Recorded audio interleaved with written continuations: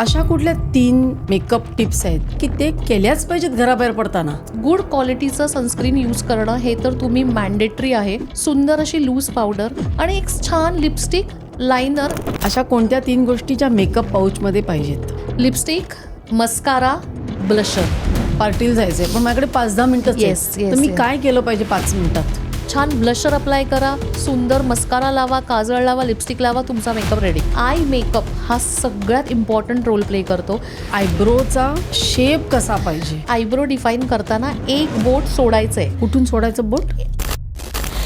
एक कॉमन चूक जी 90% मुली करतात. कॉमन चूक ही करतात की तुमची जर ड्राय स्किन असेल तर तुम्हाला गुड क्वालिटीचं मॉइश्चरायझर लावायची फार गरज आहे. तसं मी तुम्हाला सांगते, ऑइली स्किनला क्रीम मॉइश्चरायझर लावायचंच नाही. फाउंडेशन लावायचं का रोज? हे सगळं हाईड करायला ना एक करेक्टर लागतो.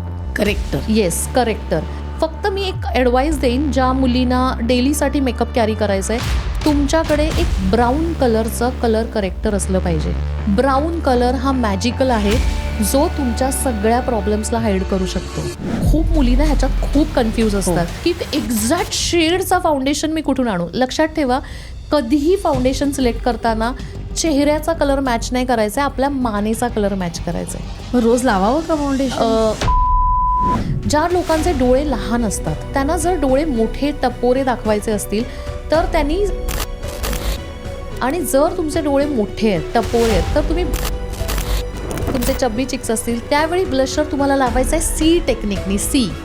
आणि ज्यावेळी तुम्हाला गालच नाही आहेत किंवा तुम्हाला गाल कमी आहे तर तुम्हाला ओ टेक्निकनी लावायचं आहे, जस्ट ओ. मला सांग 2026चे मेकअप ट्रेंड्स काय आहेत? सडनली ॲक्ने येतो एखादा आणि एकदम त्या मुलींचा कॉन्फिडन्स जातो. अशा वेळेला त्यांनी तेल लपवण्यासाठी काय करायचं? तो डाग, लालसरपणा हाईड करू शकतो, पण जर स्किनच्या वर टेक्स्चर असेल तर ते हाईड होत नाही. जर तुम्हाला फ्रेश पिंपल्स असतील तर प्लीज फोडू नका. मग पिंपलचा डाग असला किंवा खड्डे असले तर ते कसे आपण झाकायचे? खड्ड्यांसाठी जसं मी म्हणाले की एवढासा चेहरा आणि त्याच्यासाठी लाखो रुपये घेतात. येस, तर हे करिअर होऊ शकतं का?